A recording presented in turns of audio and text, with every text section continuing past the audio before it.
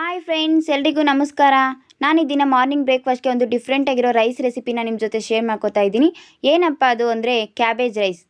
ಹೇಗೆ ಮಾಡೋದು ಅಂತ ನೋಡೋಣ. ಅದಕ್ಕೂ ಮುಂಚೆ ನನ್ನ ಚಾನಲ್ನ ಯಾರೆಲ್ಲ ಹೊಸದಾಗಿ ನೋಡ್ತಾ ಇದ್ದೀರಾ ನನ್ನ ಚಾನಲ್ನ ಸಬ್ಸ್ಕ್ರೈಬ್ ಮಾಡ್ಕೊಳ್ಳಿ. ಹಾಗೆ ಪಕ್ಕದಲ್ಲಿರೋ ಬೆಲ್ ಐಕನ್ನ ಕ್ಲಿಕ್ ಮಾಡಿ.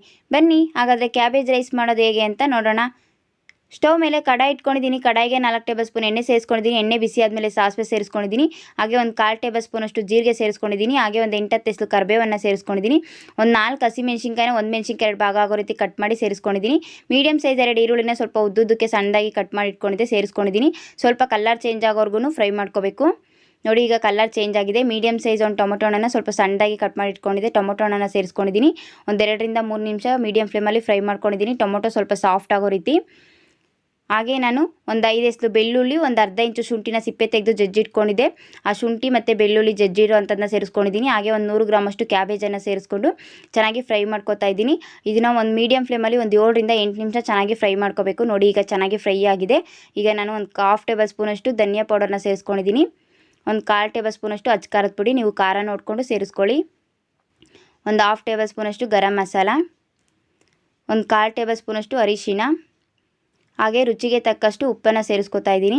ಹಾಗೆ ನಾನು ಸಣ್ಣದಾಗಿ ಹಚ್ಚಿಟ್ಟಿರುವಂಥ ಕೊತ್ತಂಬರಿ ಸೊಪ್ಪನ್ನು ಸೇರಿಸ್ಕೊತಾ ಇದ್ದೀನಿ. ಕೊತ್ತಂಬರಿ ಸೊಪ್ಪನ್ನು ಸೇರಿಸ್ಕೊಂಡು ಚೆನ್ನಾಗಿ ಮಿಕ್ಸ್ ಮಾಡಿಕೊಂಡು ಫ್ರೈ ಮಾಡ್ಕೊಳ್ಳೋಣ.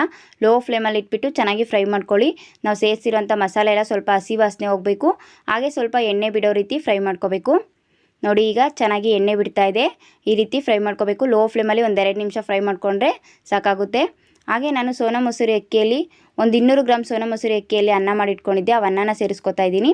ನೀವು ಅನ್ನನ ಯಾವುದೇ ಅಕ್ಕಿಯಲ್ಲಿ ಮಾಡಿಟ್ಕೊಂಡು ಉದ್ದುದ್ರಾಗಿ ಮಾಡಿಟ್ಕೊಳ್ಳಿ, ಆವಾಗ ಚೆನ್ನಾಗಿರುತ್ತೆ ತಿನ್ನಬೇಕಾದ್ರೆ. ನೋಡಿ, ಈಗ ನಾನು ಅನ್ನನೆಲ್ಲ ಸೇರಿಸ್ಕೊಂಡಿದ್ದಾಗಿದೆ. ಈಗ ಚೆನ್ನಾಗಿ ಮಿಕ್ಸ್ ಮಾಡ್ಕೊಳ್ಳೋಣ. ನಾವು ಮಿಕ್ಸ್ ಮಾಡಬೇಕಾದ್ರೆ ಲೋ ಫ್ಲೇಮಲ್ಲಿ ಇಟ್ಬಿಟ್ಟು ಮಿಕ್ಸ್ ಮಾಡ್ಕೋಬೇಕು. ನೋಡಿ, ಚೆನ್ನಾಗಿ ಮಿಕ್ಸ್ ಮಾಡ್ಕೋತಾ ಇದ್ದೀನಿ ಲೋ ಫ್ಲೇಮಲ್ಲಿ ಇಟ್ಬಿಟ್ಟು. ನೋಡಿದ್ರಲ್ವಾ ಎಷ್ಟು ಬೇಗನೆ ಕ್ಯಾಬೇಜ್ ರೈಸ್ ರೆಡಿ ಆಯಿತು ಅಂತೇಳ್ಬಿಟ್ಟು. ಮಕ್ಕಳಿಗೆ ಲಂಚ್ ಬಾಕ್ಸ್ಗೆ, ನಮಗೆ ಟೈಮ್ ಇಲ್ಲ ಅನ್ನೋಂಥ ಸಮಯದಲ್ಲಿ ಮಾರ್ನಿಂಗ್ ಬ್ರೇಕ್ಫಾಸ್ಟ್ಗೆ ತುಂಬ ಬೇಗನೆ ಮಾಡ್ಕೋಬೋದು.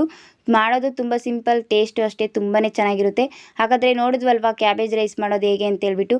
ನೀವು ನಿಮ್ಮ ಮನೇಲಿ ಒಂದ್ಸರಿ ಟ್ರೈ ಮಾಡಿ ನೋಡಿ ಹೇಗಿತ್ತು ಅಂತ ಕಾಮೆಂಟ್ ಮಾಡಿ ತಿಳಿಸಿ. ನನ್ನ ಚಾನಲ್ನ ಸಬ್ಸ್ಕ್ರೈಬ್ ಮಾಡ್ಕೊಳ್ಳಿ. ಈ ವಿಡಿಯೋ ಇಷ್ಟ ಆದರೆ ಲೈಕ್ ಮಾಡಿ, ಶೇರ್ ಮಾಡಿ. Thank you.